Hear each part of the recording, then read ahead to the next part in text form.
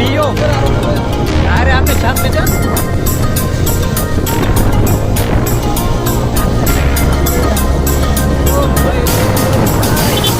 ওই যায় আবার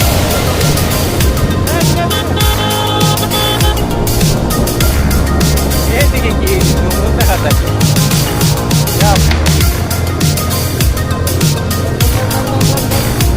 ওইদিকে যাই আগে। আসল কথা কি, গুলিয়াখালী সমুদ্র সৈকত হচ্ছে চট্টগ্রামের একটি ব্যতিক্রম পর্যটন কেন্দ্র। তার সবুজ গাছ ঢাকা ম্যানগ্রোভ বনাঞ্চল ও শান্ত পরিবেশের জন্য এটা পরিচিত। আর এখানকার সূর্যাস্ত অত্যন্ত মনোরম এবং মনোমুগ্ধকর।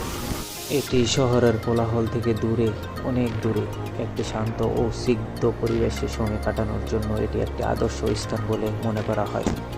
আপনারা চাইলেই আসতে পারেন ঢাকা থেকে চট্টগ্রামগামী যে কোনো বাসে করে সীতাকুণ্ড পৌঁছে তারপর রিক্সা বা সিএনজি দিয়ে গুলিয়াখালী যাওয়া যায়। এখানে পরিবার নিয়েও আসতে পারেন। অবশেষে গুলিয়াখালী চলে আসলাম। বাইকটা সামনে আর নিতে পারছি না, জোয়ারের পানি এসে রাস্তাটা ভেঙে গেছে, তাই এখানে রেখে যাব। ওয়াও, সুন্দর একটা পরিবেশ। সীতাকুণ্ড থেকে চলে আসলাম গুলিয়াখালী, এখন আমরা যাব। ও বাইরে ভাই, এত বেশি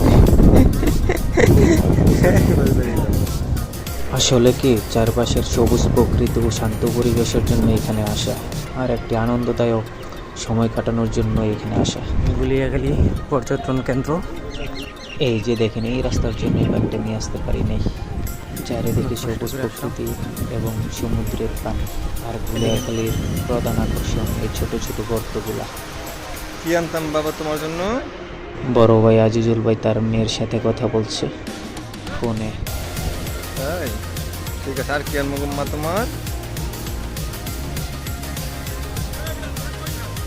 কি আনতাম? দেখেন ভাগিনার বললাম, নাও একটা স্টাইল করি, হাতটা উপরে উঠাও। ওই হাতই উপরে উঠাইতে পারে নাই, কারণ গাড়ি চালিয়ে হাত ব্যথা হয়ে গেছে। চলুন আমরা গুলিয়াখালীর কিছু দৃশ্য দেখি।